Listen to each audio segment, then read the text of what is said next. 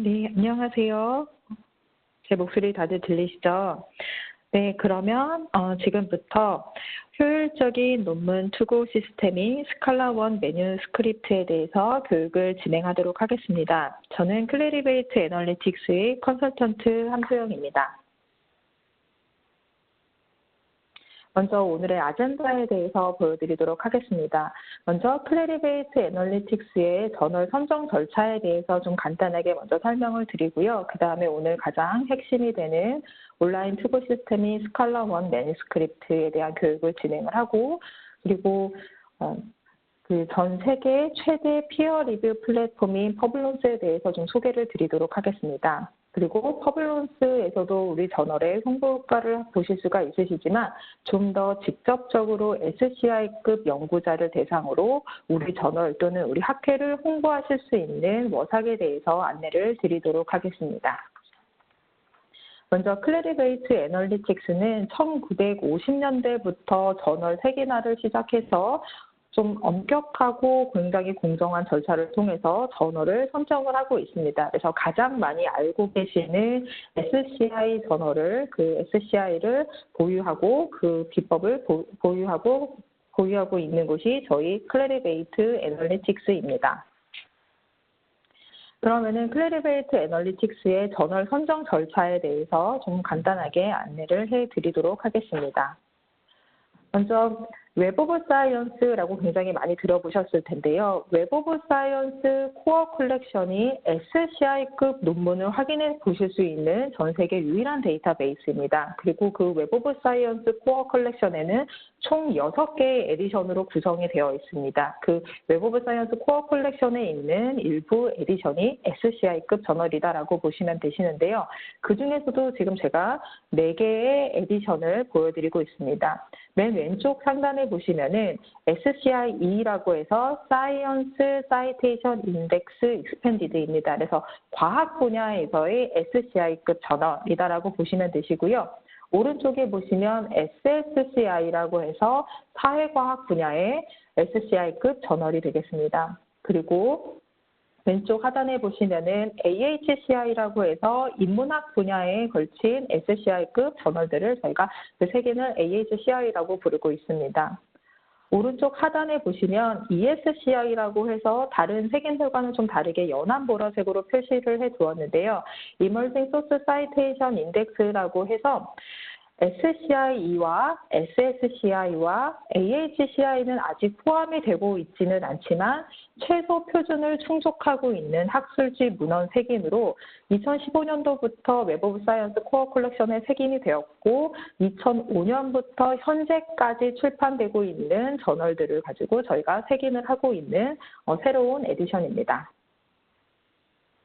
그러면은 웹 오브 사이언스 코어 컬렉션에 들어오기 위해서 어떤 절차가 있는지를 좀 간단하게 말씀을 드리면 먼저 저널 평가 시스템을 이제 시작을 하게 됩니다. 그건 저희가 저널사를 통해서 하는 것이 아니라 저널 운영사나 학회에서 우리 저널을 평가를 하고 싶다라고 하시면은 평가를 진행을 하실 수가 있으시고요. 기본적인 퀄리티가 만족이 되었을 때는 먼저 ESCI와 BKCI와 CPCI로 색인이 될 수가 있습니다. 앞에서 보여드리지 않았던 BKCI와 CPCI에 대해서 말씀을 드리면 BKCI는 Book Citation Index라고 해서 도서라고 보시면 되시고요. CPCI 같은 경우는 Conference Proceeding Citation Index라고 해서 학회지라고 보시면 되십니다. 그래서 기본적인 퀄리티가 만족이 되었을 때는 ESCI와 BKCI와 CPCI로 색인이 되는데 퀄리티에 더해서 임팩트까지 있다라고 했을 때 영향력까지 고려를 했을 때 SCI와 SSCI와 AHCI로 색인이 될 수가 있습니다. 저널에 따라서 ESCI로 왔다가 그 위에 해당하는 SCI나 SSCI나 AHCI로 저널의 색인이 바뀌는 경우도 있고요. 아니면은 처음부터 SCI나 SSCI나 AHCI로 색인이 될 수도 있습니다. 한번 저널이 색인이 되면은 그 색인에 계속 쭉 영원히 가는 것이 아니라 임팩트를 얻거나 아니면은 임팩트를 잃어버렸을 경우에는 임팩트가 영향력이 떨어졌을 경우에는 ESCI나 BKCI나 CPCI로 색인이 바뀔 수가 있고요. ESCI나 BKCI나 CPCI에 색인되어 있던 저널이 임팩트 영향력을 커졌을 경우에는 SCI나 SSCI, AHCI에 맞춰서 색인이 될 수가 있습니다. 지금 제가 말씀드린 것은 오로지 영향력을만 가지고 본 것이고요. 질적인 측면, 퀄리티까지 잃어버렸을 경우에는 웹 오브 사이언스 코어 컬렉션에서 아예 빠지게 될 수가 있습니다. 좀 더 자세하게 저널 셀렉션 프로세스를 보고 싶으실 경우에는 지금 장표 하단에 보시면은 바로가기가 있고요. 그리고 지금 우리 저널을 평가를 받아보고 싶으시다 하실 때는 일렉트로닉 저널 서미션을 통해서 저널을 평가를 신청을 하실 수가 있으신데 이 링크가 혹시 안 되실 경우에는 마스터 저널 리스트에 가시면 오른쪽 상단에 저널 평가 신청을 하실 수 있는 버튼이 있고 오른쪽 하단에 보시면은 저널 셀렉션 프로세스에 대해서 좀 더 자세하게 읽어보실 수 있는 링크가 있습니다. 그러면 오늘 가장 메인이 되는 온라인 투고 시스템인 스칼라1 매뉴스크립트에 대해서 교육을 진행해 드리도록 하겠습니다. 먼저 스칼라1 매뉴스크립트는 세계 최대의 논문 투고 시스템이라서 저자들에게 있어서 가장 익숙한 논문 투고 시스템이라고 할 수 있습니다. 지금 대표적인 고객사들을 보시면은 캠브리지나 옥스퍼드도 보이고요. 그리고 IEE나 그리고 미국 화학계지 저널들에 대한 출판도 지금 보이고 있습니다. 그만큼 저자들에게 있어서 가장 익숙한 논문 투고 시스템이다라고 한 번 더 강조해서 말씀드리도록 하겠습니다. 스칼라1 매뉴스크립트는 저자와 관리자와 편집자와 리뷰어의 계정으로 구분이 되어 있습니다. 그래서 구분이 되어서 로그인을 하셔서 각 계정에 맞게 업무를 진행을 하실 수가 있어서 업무 효율을 굉장히 향상시킬 수가 있습니다.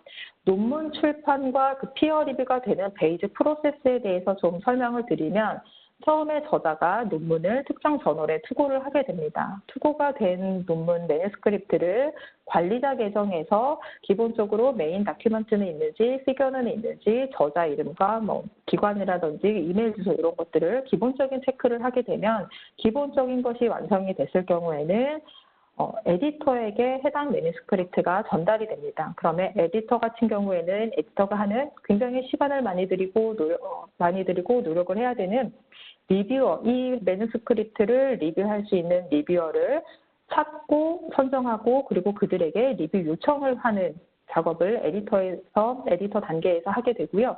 그리고 그 리뷰 요청을 받은 리뷰어가 승인을 했을 경우에 피어 리뷰가 진행이 되게 됩니다. 그래서 피어 리뷰가 다 끝나게 되면 그 해당 리포트가 다시 에디터에게 전달이 되게 되고 에디터는 그 리포트를 바탕으로 최종 결정을 하게 됩니다. 최종 결정이라 하면 우리 저널에 이 매뉴스크립트를 논문을 게재할지 아니면 게재하지 않을지를 결정을 하게 되고요. 게재가 결정이 되면 그때 이제 출판이 되게 됩니다.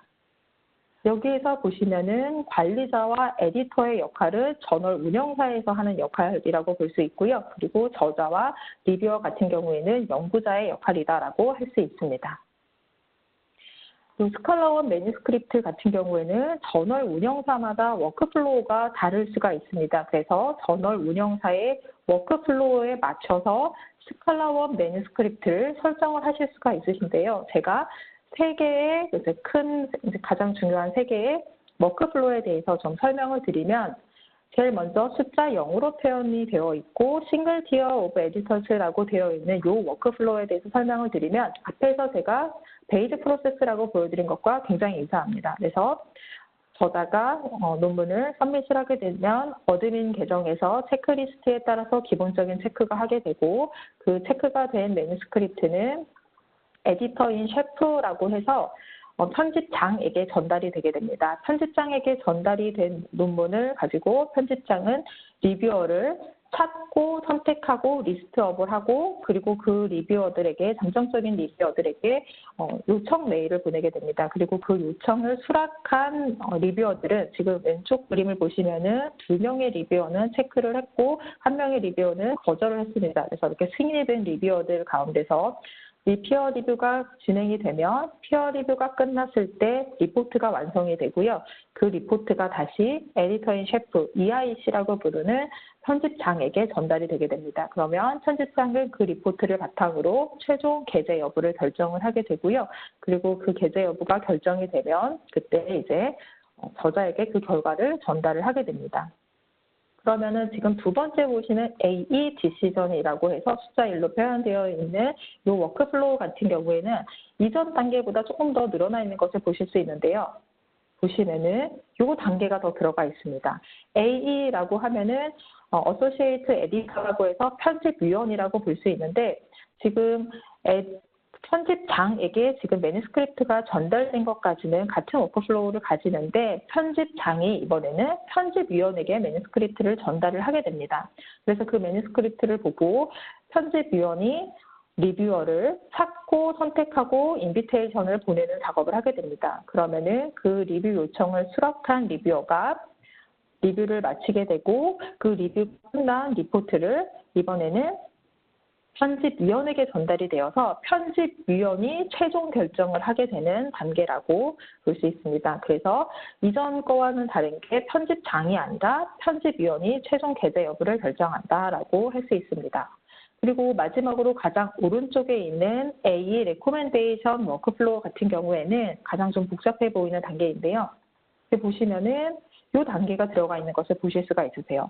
이전 단계와 다른 점은 지금 AE에게 편집위원에게 매뉴스크립트가 전달이 되고 그리고 리뷰어를 AE 그러니까 편집위원이 선택을 해서 이제 인비테이션을 보내게 되고 그리고 승인이 된 리뷰어들은 피어 리뷰를 진행을 하게 되는데요. 그 결과가 마찬가지로 편집위원에게 전달이 됩니다. 편집위원에게 전달이 되면 편집위원이 최종 결정을 하는 것이 아니라 레코멘데이션을 작성을 하게 됩니다. 그래서 레코멘데이션을 작성을 해서 그게 편집장에게 가게 되고 편집장은 그 레코멘데이션을 바탕으로 최종 결정을 하게 되는 거죠. 그래서 마지막 지금 가장 오른쪽에 보이는 워크플로우 같은 경우에는 게재 여부를 편집장이 하는 거다라고 말씀드릴 수 있습니다. 오늘은 데모 교육도 뒤에서 진행이 될 예정인데요. 여기 숫자 4로 표현이 되어 있는 이 워크플로우로 데모를 진행하도록 하겠습니다. 네, 그러면은 스칼라1 매뉴스크립트에 로그인을 하셔서 보이는 화면을 좀 교육을 해드리도록 하겠습니다. 먼저 저자와 리뷰어입니다. 저자와 리뷰어 같은 경우에는 저널에 내가 투고를 하고 싶을 때, 저자가 되어서 투고를 하고 싶을 때도 로그인을 하실 수가 있고요. 리뷰 요청을 수락했을 때 또는 리뷰 요청이 왔을 때 거절을 할 수도 있는데 한번 계정이 만들어지면 이렇게 저자와 리뷰어 같은 경우에는 하나의 그룹으로 연구자라고 할 수 있습니다. 그래서 로그인을 하셔서 저자였을 경우와 리뷰어가 됐을 경우 해서 목적에 맞는 모드를 선택을 하셔서 업무를 진행하실 수가 있습니다. 먼저 저자가 돼서 새로운 서미션을 할 때, 이제 서미션을 하고 싶을 때 모드를 보시면은 저자를 선택해서 들어왔을 때는 왼쪽에 보시면 어서 대시보드가 활성화가 되게 되고요. 스타트 뉴 서미션을 클릭을 하면 이제 서미션을 진행을 하게 됩니다. 저희 스칼라1 매뉴스크립트는 3개의 형식의 투고를 제공을 해드리고 있고요. 엔드노트로 논문을 작성하셨을 경우에는 엔드노트로 되어 있는 이 버튼을 눌러주시면 되시고 오버리프를 통해서 논문을 작성하셨을 경우에는 beginOnOverriff.com 이 버튼을 눌러서 투고를 진행을 해주시면 되시고 워드라든지 이런 다른 타입으로 진행을 하셨을 경우에는 트래디셔널 서미션, 비긴 서미션을 누르셔서 제목도 입력을 하시고 그리고 초록도 입력을 하시고 그리고 기본 메인 다큐멘트를 업로드해서 진행을 하실 수가 있으십니다. 그래서 이게 3가지 형식의 투고를 제공을 해드리고 있습니다. 그러면은 어서가 논문을 투고하고 나서의 상태를 확인해 보는 화면입니다. 지금 어서 대시보드에 위에 보시면은 매뉴스크립트 위드 디시전이라고 되어 있습니다. 지금 결정이 된 건데요. 그리고 숫자 2가 되어 있다는 것은 2개의 단계가 있는 것을 의미하고 있습니다. 그래서 보시면은 가장 위에 있는 것이 가장 최근이다라고 보시면 되세요. 그래서 밑에부터 위에 있는 것이 계속 쌓이게 되는데 그럼 과거에 있는 것부터 보여드리도록 하겠습니다. 지금 논문의 아이디, 이 매니스크립트의 아이디를 보시면 고유 번호다라고 할 수 있는데 고유 번호를 보시면 같은 번호인 것 같지만 최근에 있는 것은 R1이라고 되어 있는 것을 보실 수가 있는데요. 이 R이 의미하는 것이 리비전을 의미합니다. 그래서 첫 번째 리비전이 있었다라고 볼 수 있고요. 그러면 과거에 보시면은 마이너 리비전을 요청을 받았고 그 리비전을 해서 다시 저자가 서밋을 했습니다. 그래서 그 리비전이 서밋이 되어서 이렇게 새로운 아이디, 뒤에 지금 R1이 붙은 매니스크립트 고유 넘버가 가진 것이 생성이 되었고 이 리비전이 한 번이 된 이 매니스크립트는 억셉이 되었고 지금 현재 계제료를 지불하는 상태까지 단계까지 되어 있는 것을 보실 수가 있으십니다. 그래서 이렇게 확인을 해서 보실 수가 있고요. 이번에는 리뷰어로 됐을 때를 보시면은 리뷰어가 리뷰 인비테이션에 대해서 수락을 했을 경우에 매니스크립트 리뷰를 시작하실 수가 있습니다. 그래서 화면을 보시면 왼쪽에 이렇게 박스에 들어있는 것이 매니스크립트를 확인을 해서 보실 수 있는 거고요. 제출된 논문에 부여된 고유 번호도 이렇게 확인을 해서 보실 수가 있으십니다. 그리고 왼쪽을 보시면 이렇게 빨간색, 좀 작게 보이시지만 빨간색 표시가 된 것은 무조건 이제 요청이 된 필드라고 되어서 답을 하셔야 되는데 퍼블론스라고 되어 있습니다. 퍼블론스는 제가 아젠다에서 한번 말씀을 드렸는데 세계 최대의 피어 리뷰 플랫폼이라고 말씀을 드렸고요. 연구자가 퍼블론스의 프로필을 생성을 했을 경우 지금 리뷰어 입장에서 내가 퍼블론스의 내 프로필에 이 리뷰 활동을 게재하고 싶다, 업데이트를 하고 싶다 하실 때 yes, or no 중에 선택을 하시면 되십니다. 그리고 이 퍼블론스가 보이는 이 화면은 저널사 입장에서 퍼블런스와 파트너가 되어 있는 저널사에서만 이 화면을 보실 수가 있고요. 만약에 파트너가 되지 않은 저널사 같은 경우에는 리뷰어가 이 질문은 보실 수가 없으십니다. 그리고 아래에 보시면은 기본적으로 체크되어 있는 항목들과 맨 밑에 보시면 레코멘데이션으로 해서 억셉인지 마이너 리비전인지 아니면 리젝인지 이런 것을 표시를 하실 수가 있고요. 그리고 리뷰어가 코멘트를 하실 수가 있습니다. 그래서 코멘트를 하시고 서밋 리뷰를 했을 경우 에디터에게 전달이 되게 됩니다. 그러면은 리뷰어가 나에게 지금 리뷰를 해야 되는 거, 지금 거절을 하지 않고 수락을 했을 때 내가 리뷰를 해야 되는 것을 지금 보실 수 있는 대시보드고요. 리뷰어 뷰 매니스크립트로 들어갔을 때 액티브 리뷰로 되어 있는 것이 지금 내가 리뷰를 수락해서 진행하고 있는 거라고 보시면 되시고 서미티드 리뷰를 보시면은 내가 피어 리뷰를 제출한 목록이다라고 보시면 되세요. 그리고 지금 밑에 보시면 숫자가 없긴 한데 인비테이션즈라고 되어 있는 것이 나에게 리뷰 요청이 온 항목인 경우에는 인비테이션즈의 숫자가 활성화되어서 클릭을 해서 거절을 하실지 또는 수락을 하실지를 선택을 하실 수가 있으십니다. 그러면은 오늘 좀 가장 궁금하실 텐데 스칼라원 매니스크립트에서 저널 운영사로 로그인하셨을 때의 화면과 그 교육에 대해서 좀 궁금하실 텐데요. 지금 이전에 보였던 거랑 조금 다른 화면이다라고 좀 눈썰미가 좋으신 분들은 찾으셨을 텐데 왼쪽 상단에 보시면은 캡처된 화면에 왼쪽 상단에 보시면 어서와 리뷰 이외에 매니지라는 탭이 활성화되어 있습니다. 그래서 이 매니지를 클릭을 하시면 이렇게 6개의 센터를 보실 수가 있으신데요. 어소시에이트 에디터 센터와 EIC 센터라고 해서 에디터 인 셰프 센터, 그리고 어드민 센터와 프로덕션 센터, 그래픽 아티스트 센터, 카피 에디터 센터 이렇게 6개의 계정을 보실 수가 있으세요. 근데 앞에서도 말씀드렸듯이 스칼라원 매니스크립트 같은 경우에는 저널 운영사에 맞게 이게 되어 있는 거기 때문에 보이는 화면이 저와는 오늘 좀 다르게 보이실 수도 있으세요. 상황에 맞게 지금 세팅이 되어 있습니다. 그래서 여기 3개의 단계에 대해서 오늘 좀 교육을 해드릴 예정이고요. 보시면은 어드민 센터 오버뷰를 보시면 어드민 센터는 관리자 계정입니다. 그래서 슈퍼 유저로 분류가 되고 있고요. 슈퍼 유저라고 불리는 이유는 논문이 투고가 돼서 피어 리뷰가 되는 모든 전 과정을 모니터링을 할 수가 있어서 가장 복잡하게 들어가서 보시면 보실 수가 있고요. 지금 보시면 4개의 영역으로 구분이 되어 있습니다. 왼쪽에 보시면 어드민 리스트가 있고 그 다음에 퀵 앤 어드밴스드 서치가 있고 어드민 툴과 리포트 4개의 영역으로 되어 있고요. 지금 4개의 영역 중에서 제가 서치부터 설명을 드리도록 하겠습니다.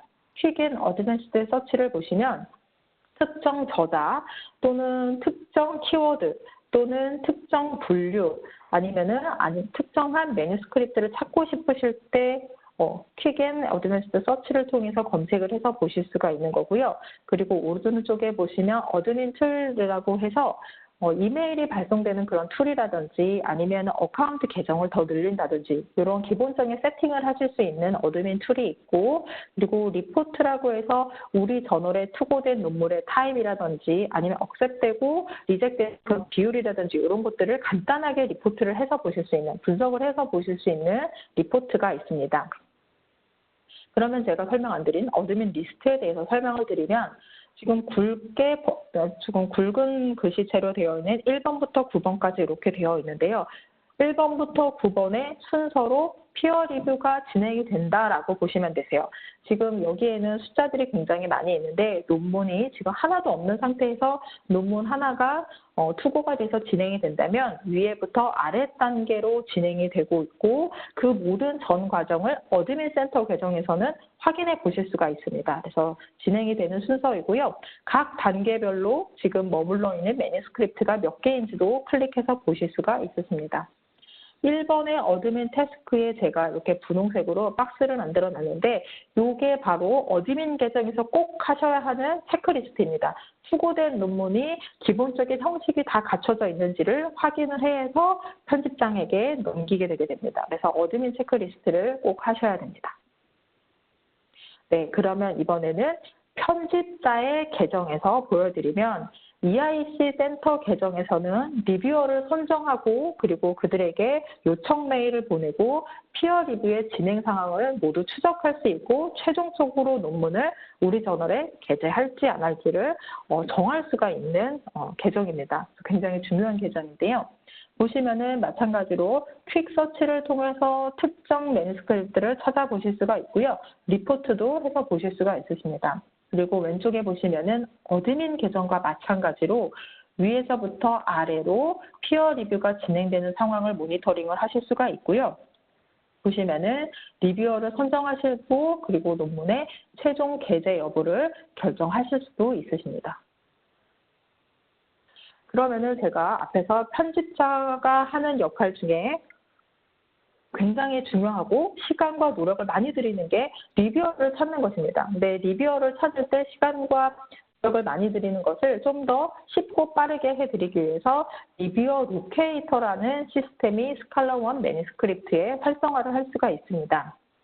그래서 리뷰어 로케이터를 설명을 드리면 논문의 제목과 키워드, 저널, 그리고 초록을 분석해서 논문 주제와 가장 잘 맞는 리뷰어를 웹 오브 사이언스에서 최대 20명까지 추천을 받으실 수 있는 그런 시스템이라고 말씀드릴 수가 있고요. 지금 예시를 제가 캡처를 했는데 리뷰어 로케이트의 결과입니다. 웹 오브 사이언스에서부터 불러온, 그리고 지금 2명의 연구자를 제가 우선 보였고, 지금 아래에 있는 연구자를 보면 그 연구자 이름, 잠재적인 리뷰어의 이름과 이메일 주소와 소속 기관, 그리고 관련된 업무라고 해서 이 연구자가 작성한 논문, 출판한 논문에 대한 정보의 제목이 있습니다. 근데 제목만 보고는 이 사람을 리뷰어로, 잠재적인 리뷰어로 선택을 못하겠다 하실 때는 뷰 디테일을 누르시면 논문의 제목과 저자들의 모든 이름과 그리고 어느 저널에 출판을 했는지 저널명과 출판 연도, 그리고 논문에 부여된 DOI를 클릭해서 보실 수도 있으시고요. 그리고 웹 오브 사이언스를 통해서, 바로가기를 통해서 웹 오브 사이언스에서 서지 정보를 확인해 보실 수도 있습니다. 그래서 지금 이 목록의 2번째에 있는 연구자를 리뷰어 리스트에 이렇게 리스트업 하고 싶다 하실 때는 Add 버튼을 누르시면 이렇게 팝업 창이 생기게 됩니다. Create Account라고 해서 지금 이름이 그대로 들어간 거 보실 수가 있고요. 이메일 주소가 들어간 것도 보실 수가 있으십니다. 그리고 여기 SAL이라고 되어 있어서 이 연구자의 닥터인지 프로페서인지 이런 것도 정하실 수가 있고요. 이걸 이제 정하신 다음에 Creative and Add를 버튼을 누르시면 리스트에 이 리뷰어가 올라가는 것을 보실 수가 있고요. 이 창 같은 경우에는 스칼라1 매뉴스크립트를 통해서 처음으로 리스트업하는 경우에만 요청 팝업창이 뜨는 것을 확인할 수가 있고요. 이미 한 번이라도 리스트를 한 적이 있는 경우에는 그냥 애드 버튼만 누르시면 바로 추가되는 것을 확인해 보실 수 있으십니다. 네, 그러면 스칼라1의 매뉴스크립트에서 기타 기능에 대해서 좀 설명을 드리도록 하겠습니다. 스칼라1 매뉴스크립트는 사용하고 계시는 유저분들의 효율적인 피어 리뷰 프로세스를 수행하도록 하기 위해서 크로스레프와 오키드와 함께 연동이 되어서 구동하실 수가 있으십니다. 그래서 표절 체크를 하실 때는 크로스레프를 이용하실 수가 있으시고요. 같이 연동이 되는 겁니다. 그래서 스칼라1 매뉴스크립트에 크로스레프를 같이 연동이 돼서 사용을 하시면 좀 더 편리하게 사용하실 수가 있고 크로스레프의 사용 요금은 크로스레프에 지불하시면 되시는 겁니다. 네, 그리고 최근 많이 권고하시는 펀딩 레퍼런스에 대한 펀딩 정보에 대한 입력도 가능하도록 할 수가 있고요. 그리고 오키드와 연동이 되어 있기 때문에 스칼라1 매뉴스크립트에 연구자들이 가입할 때 오키드 넘버도 사용하실 수가 있고 오키드 넘버를 이제 편집자 모드나 이런 데서 확인을 해서 보실 수가 있으십니다. 그러면은 제가 스칼라1에 대해서 기본적인 것을 이제 말씀을 드렸는데 뒤에서 데모에서 좀 더 자세하게 어떻게 구동이 되는지를 보여드리고 피어 리뷰 계속 피어 리뷰를 위해서 리뷰어를 찾고 뭐 이런 것들을 말씀드렸는데 그러면은 퍼블론스가 스칼라1과 함께 했을 때 어떤 큰 영향력이 있는지에 대해서 말씀드리도록 하겠습니다. 퍼블론스는 전 세계에서 가장 큰 피어 리뷰 플랫폼입니다.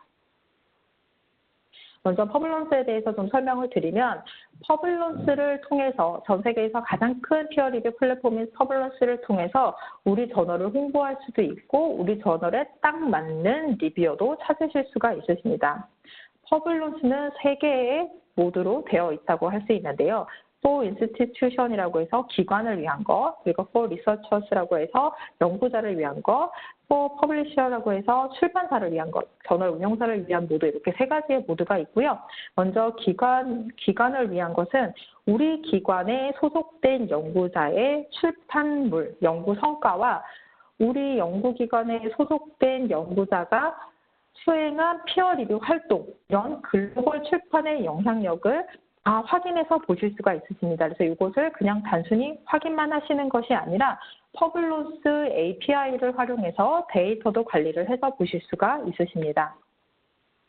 연구자들 같은 경우에는 퍼블론스에서 프로필을 생성을 하셔서 나의 연구 성과를 관리 추적도 하실 수 있을 뿐만 아니라 내가 수행한 피어 리뷰까지 관리하실 수가 있으십니다. 그러면 저널 운영사에서는 이런 것들을 가지고 이런 데이터를 가지고 맞춤형 리뷰어도 찾으실 수가 있으시고 리뷰어들에게 우리 저널을 홍보 효과를 주면서 관계도 유지하실 수가 있습니다. 퍼블론스는 이렇게 프로필을 생성하는 것뿐만 아니라 퍼블론스 아카데미를 통해서 무료 온라인 교육을 받으실 수가 있으세요. 그래서 이제 막 연구를 시작하는 학생분들 같은 경우에는 피어 리뷰가 어떤 것인지 모르실 수가 있으니까 온라인 교육을 통해서 피어 리뷰를 위한 핵 역량을 증진시키실 수도 있고 학문적인 작문 능력을 향상시킬 수도 있고 피어 리뷰 전문가가 되어보기 이런 것도 해서 보실 수가 있으십니다. 무료 교육이고요. 이 교육을 다 수료하셨을 경우에는 내 프로필에 이게 수료가 된 마크도 이렇게 확인되는 것을 보실 수가 있으십니다. 그러면 왜 저널 운영사에서는 연구자들과의 릴레이션십을 이렇게 중요하게 생각하는지에 대해서 설명을 드리면 과거에는 저널 중심의 연구 생태계였습니다. 연구 논문 생태계였다면 요즘은 연구자 중심의 연구 논문 생태계가 변화를 하고 있기 때문에 이 연구자들과의 릴레이션십이 굉장히 중요하게 되고 있고요. 그럼 좋은 리뷰어들을 툴을 확보를 할 수 있다라면 그 전문적인 리뷰어들을 통해서 저널의 질을 향상시킬 수도 있고 현재 리뷰어는 미래에 잠재적인 저자도 될 수 있고 그룹의 리더도 될 수 있고 그리고 또 다른 논문의 리뷰어로도 요청을 할 수가 있습니다. 그리고 효율적인 리뷰는 피어 리뷰의 시간과 비용도 절약을 하실 수가 있고요. 그리고 사기 논문에 대한 방어가 가능합니다. 그래서 연구자와의 관계가 굉장히 중요하고요. 연구자는 저널 운영사 입장에서는 저자이거나 또는 리뷰어일 수가 있습니다. 그러면은 리뷰어들은 이렇게 피어 리뷰 활동을 통해서 우리 학계에, 우리 연구 분야에, 나의 연구 분야가 굉장히 발전하는 데 있어서 시간과 노력을 투자를 하고 있지만 이런 피어 리뷰 활동들이 이렇게 인정을 받거나 하지는 않고 있습니다. 그래서 퍼블런스를 통해서 저널사가 파트너가 된다면 그런 리뷰어들의 기대를 충족시킬 수도 있고, 그리고 리뷰어와 그리고 저널사 간의 관계를 좀 더 강화할 수 있습니다. 그러면 제가 말씀드렸던 퍼블런스와 저널사와의 파트너는 어떻게 하는 걸까요? 라고 물어보실 수가 있는데, 퍼블런스 리뷰어 리코그니션 서비스를 이용하실 수가 있습니다. 그래서 퍼블런스 리뷰어 리코그니션 서비스는 리뷰어들의 피어 리뷰 활동에 대한 인식을 좀 더 쉽게 하고 출판사의 작업 효율을 높일 수 있는 것으로, 제가 리뷰어 계정에서 봤을 때 퍼블런스 프로필에 업데이트를 하겠습니까? 라는 질문이 있는 경우가 있다고 말씀을 드렸잖아요. 그게 퍼블런스 리뷰어 리코그니션 서비스를 활성화한 경우입니다. 그래서 퍼블런스와 파트너가 되었을 때 보이는 질문이고요. 그래서 이 서비스를 통해서 퍼블런스의 그 리뷰 활동이 프로필에 자동으로 업데이트가 되고 있기 때문에 리뷰어인 연구자와 저널에 대한 인지도 향상 효과가 있습니다. 그래서 어떤 편리한 점이 있는지를 보여드리면, 먼저 리뷰어의 과거 리뷰 활동까지 대량으로 업로드를 하실 수가 있고요. 리뷰어 입장에서. 그리고 퍼블런스의 리뷰 제출 시스템에 통합이 되어 있고, 그렇게 돼서 증빙이 된 리뷰 활동 내용이 리뷰어의 프로필에 자동으로 업데이트가 되게 됩니다.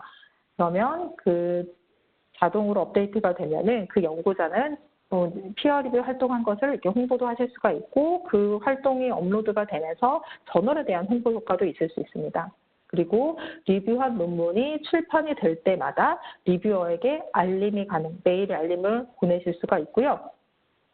파트너 저널사 같은 경우에는 프라이빗 대시보드가 활성화되어서 우리 저널에 기여한 리뷰어들이 어디에 분포되어 있는지, 아니면 어떤 분석을 하실 수 있는지, 뭐 이런 것들을 리뷰어에 대한 분석을 하실 수가 있으십니다. 그리고 퍼블런스 같은 경우에는 리뷰어도 쉽고 빠르게 찾아줄 수 있다라고 말씀을 드렸는데요.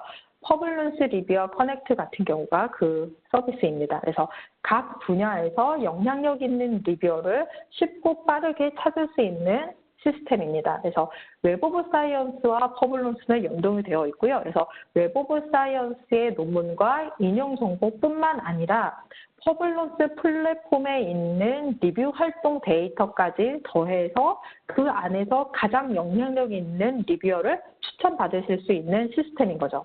그래서 보시면은 최대 30명까지 리뷰어를 추천을 받으실 수가 있고요.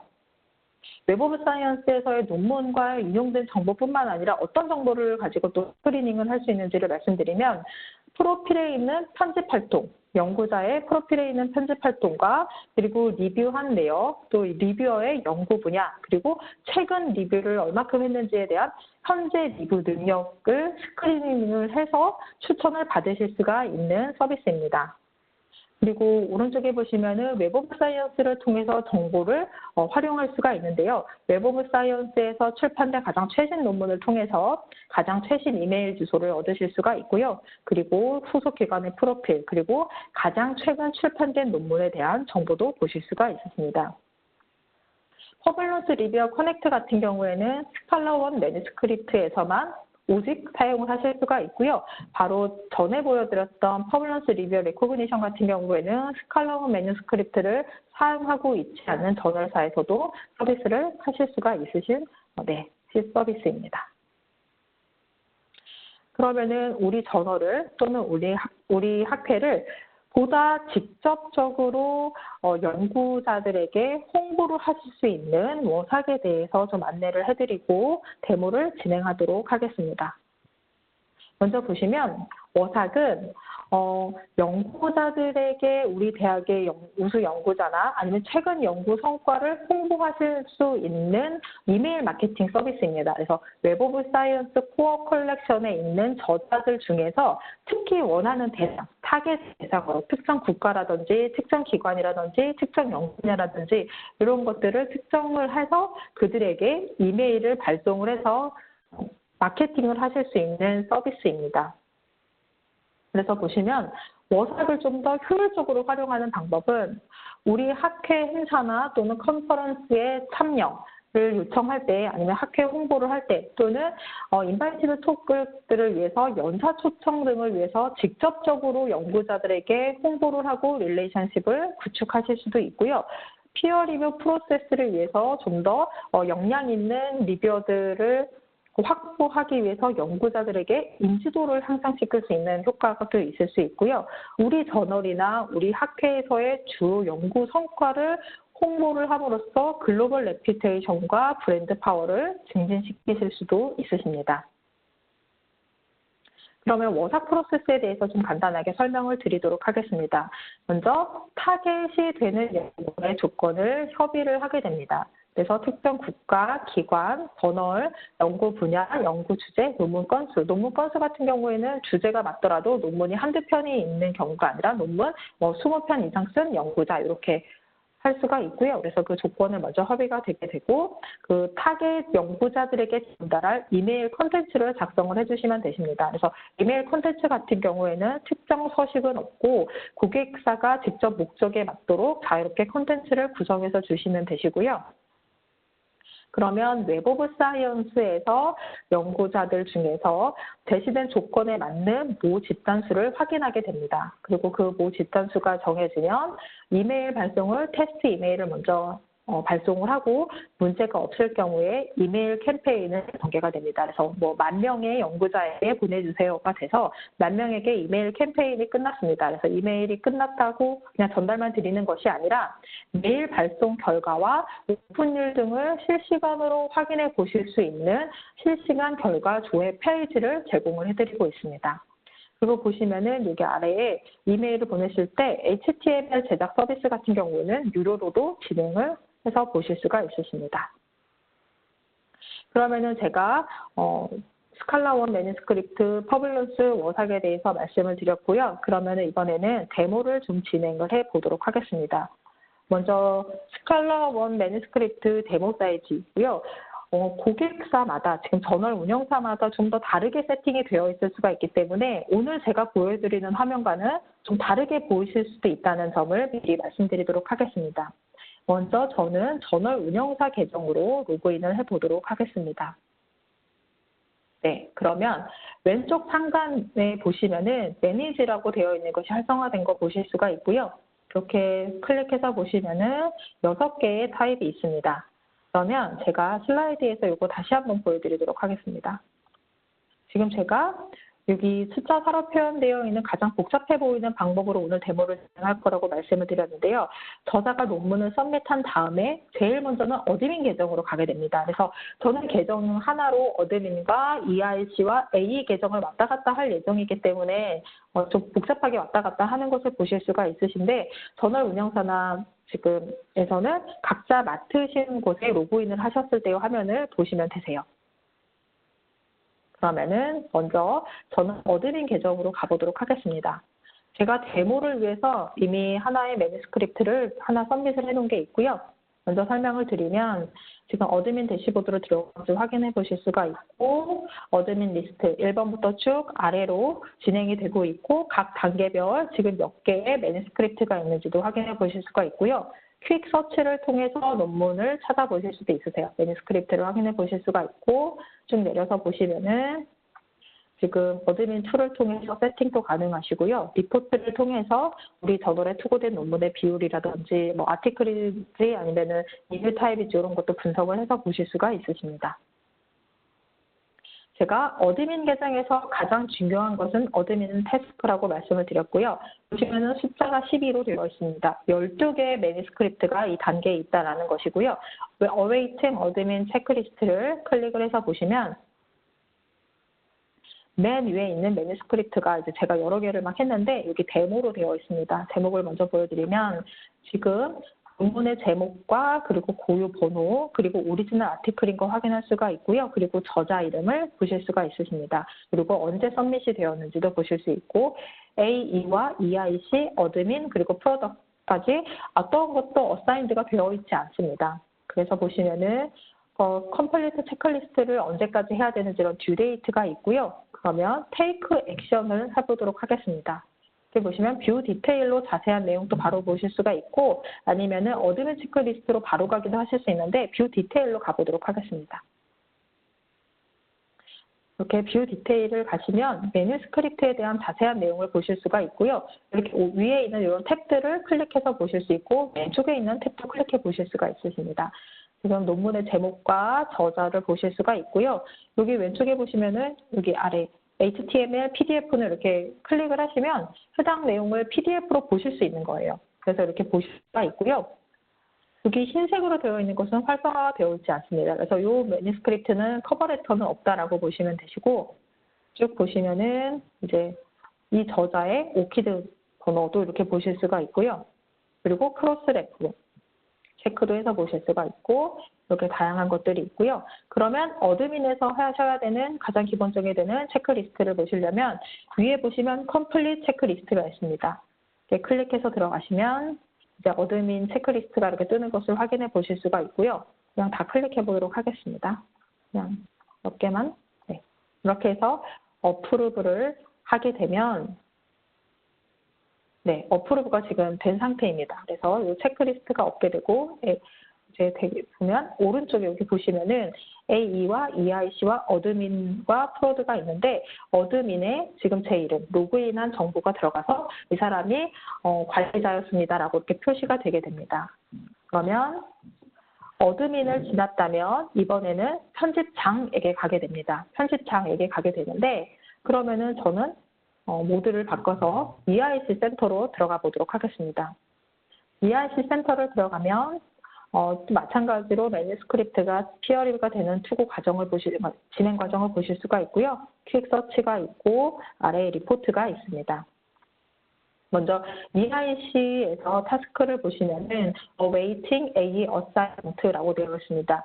EIC 계정에서 하셔야 되는 게 편집위원을 지정하는 것입니다. 그래서 이 매뉴스크립트를 확인하고 지금 이 매뉴스크립트가 넘어갔습니다. 지금 제목 뒤에 데모라고 써져 있는 게 맞고요. 그리고 어드민은 누구인지 확인을 하실 수가 있고 테이크 액션을 클릭해 보도록 하겠습니다. 그러면은 이 단계에서 PDF를 통해서 편집장이 논문을 이렇게 서밋된 매뉴스크립트를 읽어보시고 편집위원을 설정을 하게 되시는데요. 여기 보시면은 어소시에이트 에디터 리스트가 있습니다. 드랍다운해서 보시면 굉장히 많은 사람들이 들어가 있고요. 저는 오늘 데모를 진행하기 위해서 또 그냥 저를 선택해 보도록 하겠습니다. 이렇게 선택을 하셔서 어사인을 하게 되면 지금 EIC 계정도 제가 했기 때문에 제 이름으로 편집장이 들어가 있고 편집장이 지정한 AE, 어소시에이트 에디터가 이렇게 되어 있는 것을 보실 수가 있고요. 다시 에디터인 셰프 대시보드, 지금 여기 홈이라고 써져 있는 글씨 아래에 보시면은 대시보드를 바로 가서 보시면 제가 EIC 태스크에 Awaiting A Assignment에 원래 숫자가 하나가 있었는데 지금 제가 A를 지정을 하는 바람에 여기 숫자가 넘어가서 다음 단계로 진행하는 것을 보실 수가 있으십니다. 그래서 보시면은 이번에는 A2로 들어가서 리뷰어를 찾으셔야 되는 거죠. 그래서 이번에는 저는 매니저로 다시 가서 AE 센터로 들어가 보도록 하겠습니다. AE 센터를 오시면은 EIC 센터와 굉장히 비슷하게 화면이 구성되어 있는 것을 보실 수가 있는데 조금 더 간단하게 되어 있을 거예요. 이렇게 왼쪽에 보시면은 그래서 보시면 맨 위에 여기도 마찬가지로 위에서부터 아래로 피어 리뷰가 진행된다고 보실 수가 있고요. 맨 위에 보시면은 Awaiting Reviewer Selection, 리뷰어를 선택하고 인비테이션을 보내고 리뷰어의 어사인먼트를 기다리고 리뷰어의 스코어를 보고 그리고 혹시 기간은 만료된 리뷰어가 있는지 이렇게 개수도 보실 수가 있고요. 그리고 AE 계정에서 꼭 하셔야 되는 레코멘데이션 을 해야 되는 작업을 보실 수가 있는데 아직까지는 하나도 없는 것을 보실 수가 있고 그러면 이번에는 리뷰어를 한번 선택해 보도록 하겠습니다. 제가 계속 데모가 이렇게 뒤에 꼬리에 제목에 있는 걸로 계속 하고 있고요. 오른쪽에 보시면 테이크 액션을 또 해보도록 하겠습니다. 그러면 지금 보시면은 위에 리뷰어 리스트가 비어 있는 것을 보실 수가 있으세요. 그래서 리뷰어를 선정을 해서 애드를 누를 때마다 이 리뷰어 리스트가 채워지는 것을 보실 수가 있는데 어서가 레코멘디드 하거나 아니면 거절한 리뷰어, 이 사람은 좀 빼주세요 한 리뷰어를 올라갈 수 있고요. 지금 이 하와이라고 되어 있는 이 연구자는 레코멘디드가 되어 있습니다. 이거 제가 데모를 위해서 넣어놓은 거고요. 그래서 애드를 누르고 애드 버튼을 누르면 이렇게 리뷰어 리스트에 업데이트가 된 거를 보실 수가 있으시고요. 혹시 보시면 오른쪽에 프로그레스라고 되어 있는 상자가 되어 있습니다. 보시면은 최소 디시전을 위해서 몇 개의 리뷰어가 필요한지 최소값을 넣으실 수가 있고 지금 선택된 리뷰어의 수 이렇게 지금 하나씩 이렇게 체크가 될 건데요. 그러면 밑에 보시면은 이제 리뷰어 로케이터를 보실 수가 있으세요. 그래서 웹 오브 사이언스에서 추천된 리뷰어는 누가 있는지 지금 20명까지가 되어 있고요. 보시면 지금 위에 이렇게 동그라미가 왼쪽에 이렇게 있는 연구자들과 없는 연구자들이 있는데 있는 연구자 같은 경우에는 한 번이라도 스칼라 1 매뉴스크립트를 통해서 리뷰어 목록에 올라간 적이 있는 리뷰어들이라고 보시면 되세요. 그래서 여기 지금 맨 위에 있는 연구자를 한번 애드 해보겠습니다. 이렇게 누르시면 지금 보시면 바로 리뷰어 리스트에 올라간 거 보실 수가 있으시고요. 이렇게 에디드가 되었다는 것을 보실 수가 있습니다. 그러면 이번에는 여기 네 번째에 있는 연구자를 한번 보도록 하겠습니다. 이 연구자 같은 경우에는 이메일 주소와 소속 기관이 있고 관련된 일을 이런 걸 했다라고 되는데 뷰 디테일을 클릭해서 보시면 제목과 그리고 이 논문 저자들의 이름 그리고 저널 그리고 출판 연도 DOI 그리고 웹 오브 사이언스에서 보기도 가능하십니다. 이렇게 확인을 해 보실 수가 있고요. 이 연구자를 묻고 싶다 하실 때는 이렇게 팝업 창이 하나 뜨게 되고 이름과 이메일 주소가 들어가 있고 닥터라고 지정을 해보도록 하겠습니다. 그리고 Create and Add를 눌러주시면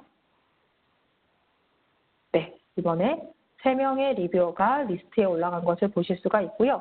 그러면 오른쪽 상자의 프로그레스 박스에 보시면 액티브 셀렉션이 3명이 되어 있는 것을 보실 수가 있으세요. 그 중에서도 저는 오늘 데모를 위해서 이 하와이로 되어 있는 메뉴에 있는 레코멘디드 요 연구자에게 인바이티드 이메일을 보내도록 하겠습니다. 인바이트를 선택을 하시고 이메일 보내기를 하시면 네, 지금 여기 선택된 레코멘디드가 된 이 리뷰어는 인바이티드 리스폰스를 지금 기다리고 있고요. 오른쪽에 보시면은 이제 3명 중에서 1명에게 인비테이션을 보냈다라고 이렇게 표시되는 것을 보실 수가 있습니다. 그러면 지금 여기까지 진행이 된 거고요. 지금 어소시에이티드 에디터가 리뷰어를 선택해서 보낸 것까지 보실 수가 있는데 그러면은 제가 이번에 리뷰어가 되어서 한번 체크하는 것을 보여드릴게요. 제가 같은 컴퓨터로 하고 있기 때문에 로그아웃을 해서 리뷰어로 로그인을 해보도록 하겠습니다. 지금 리뷰어 계정으로 로그인을 했기 때문에 그 매니지라는 탭이 없는 것을 확인하실 수가 있고요. 리뷰를 클릭하시면 여기 리뷰어 대시보드의 맨 밑에 인비테이션즈라고 되어 있는데 숫자가 1이 되어 있는 것을 보실 수가 있습니다. 그래서 인비테이션을 클릭을 하면 여기에 지금 어떤 타이틀로 왔는지 오리지널 아티클인지를 확인하실 수가 있고요. 여기서 앱스트랙트랑 이런 것을 확인해 보실 수가 있는데 어그리를 진행을 하면 리뷰어 모드로 들어가서 왼쪽에서 매뉴스크립트를 이렇게 내려서 논문을 읽어볼 수가 있으시고요. 그리고 퍼블로스에 게재를 할지 예스를 하고 그리고 이렇게 기본적인 항목들을 다 체크를 하신 다음에 그리고 마이너 리비전을 선택을 하겠습니다. 그리고 에디터에게 코멘트, 저자에게 코멘트 또는 파일 업로드를 하신 다음에 서밋을 해보도록 하겠습니다. 그러면은 이제 서미티드 리뷰에 이제 올라가는 것을 보실 수가 있고요. 이렇게 해서 리뷰가 끝나면 다시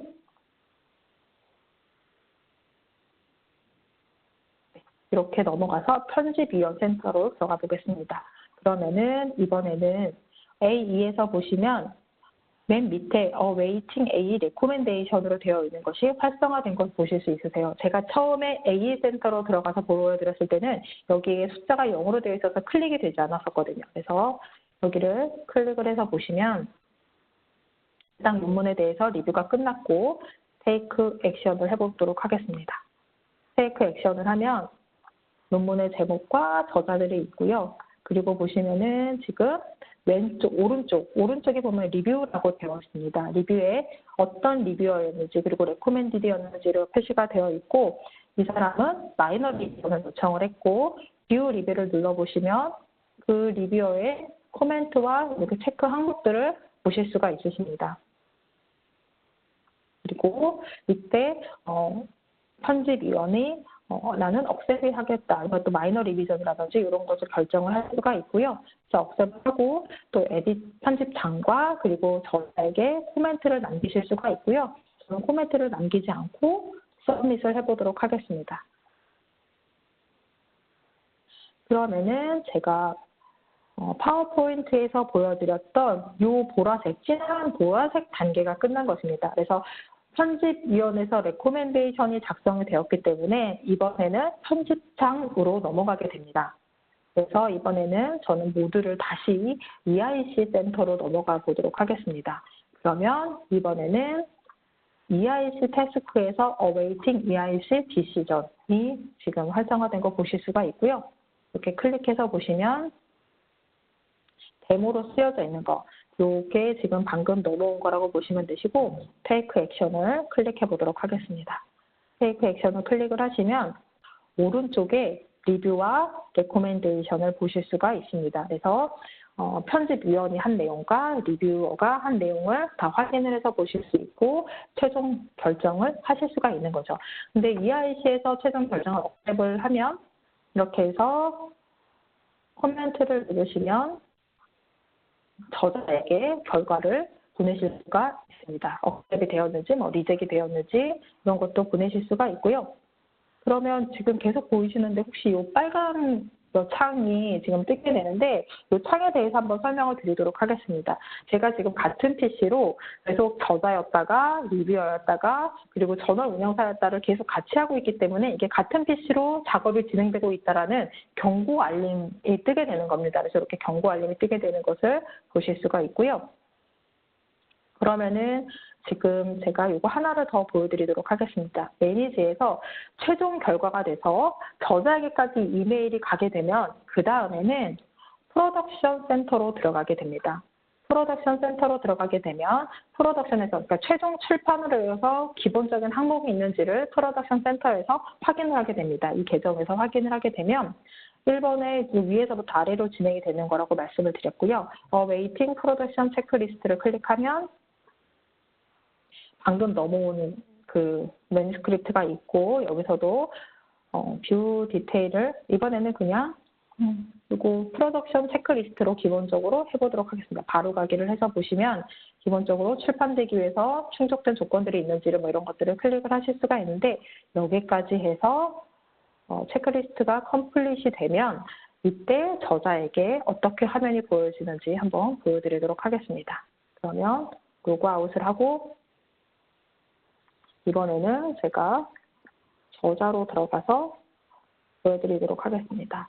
저자가 되면 어서로 들어갔을 때 보시면 매니스크립트 위드 디시전으로 되어 있고요.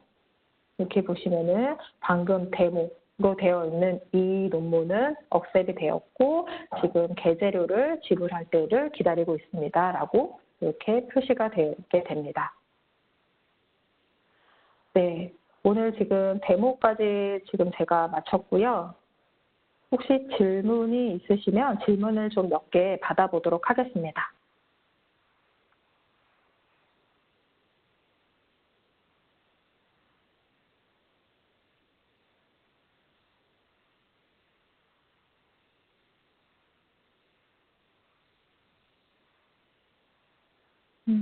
그럼 지금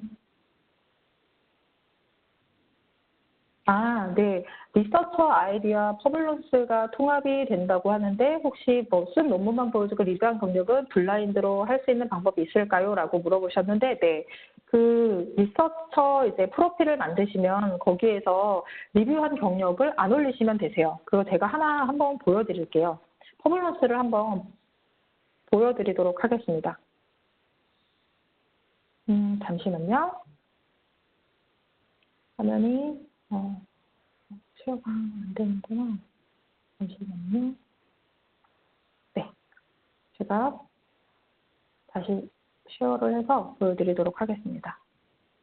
그러면 지금 퍼블런스를 저는 바로가기 링크가 있어서 그냥 바로 들어가서 보여드리면 퍼블런스 화면에 가시면은 퍼블런스 옆에 브라우즈라고 있습니다. 그리고 리뷰어를 클릭하시면 리뷰어들이 이렇게 쭉 있는 것을 확인해 보실 수가 있는데 제가 제 거를 하나 만들어 놔서 그거 한번 들어가 보도록 하겠습니다.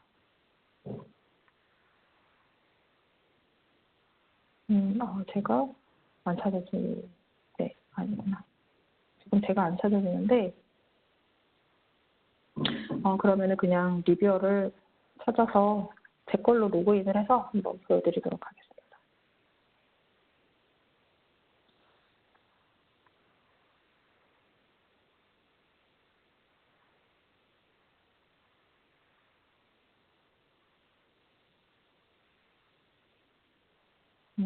제 거 한번 보여드릴게요. 프라이빗 대시보드로 안 들어가고 뷰 프로필을 보여드리면 지금 피어 리뷰가 없는 것처럼 보입니다. 이게 설정을 하실 때 피어 리뷰를 업로드를 하지 않으시면 보이지가 않으세요. 그래서 피어 리뷰한 내용을 보이지 않게도 하실 수가 있고요. 실제 피어 리뷰한 내용을 보시면은 리뷰어로 들어가서 좀 그러면 제가 하버드 대학교에 있는 이렇게 검색을 해서 보실 수가 있거든요. 하버드 대학교를 한번 검색해서 보도록 하겠습니다. 맨 위에 있는 연구자를 보시면 제가 클릭해서 보면 지금 이 연구자 같은 경우에는 피어 리뷰를 한 걸로 나오거든요. 증빙이 된 피어 리뷰가 95개가 있다라고 되어 있는데 피어 리뷰를 자세히 보기를 하면 실제 피어 리뷰를 한 뭐 코멘트 내용이나 이런 것이 보이는 게 아니라 해당 저널에 몇 번 했는지 이렇게까지만 보이는 내용이어서 굉장히 좀 민감할 수 있는 내용들은 보이지 않게 하실 수 있으십니다. 네, 또 혹시 다른 질문이 있으신가요?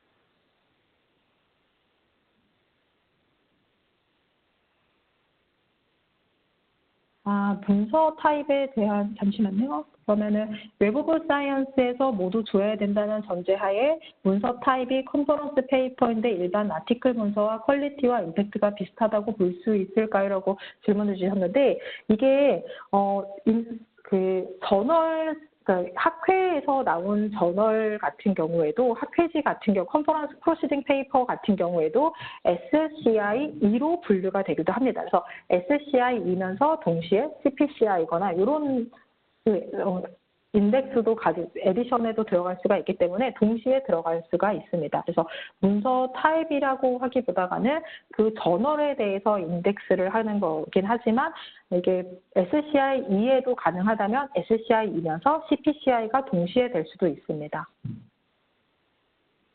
네, 그러면 마지막 질문을 하나 받도록 하겠습니다. 웹 오브 사이언스에서 이거는 방금 잠시만요. 네. 문서 형태로 BKCI, CPCI로 들어가는 게 아니라 퀄리티는 있지만 임팩트가 없는 연구들이 ESCI나 BKCI 등으로 된다는 네, 여기 문서 타입에 따라서 BKCI, CPCI로 들어가는 게 맞기는 한데요. 컨퍼런스인지 북인지가 되는데 BKCI와 CPCI에 색인이 되어 있는 저널들 중에서도 SCI나 SSCI나 AHCI에 동시에 색인이 되기도 합니다. 근데 ESCI 같은 경우에는 동시에 색인이 되지는 않습니다. 그래서 ESCI에 처음으로 진입한 저널들 중에서는 거기에서 이제 영향력을 따져서 SCI2로 또는 SSCI로 AHCI로 승급이 되실 수가 있으십니다. 네, 그러면 오늘 교육은 여기까지 하는 걸로 하고요. 1시간 동안 고생 많으셨습니다. 감사합니다.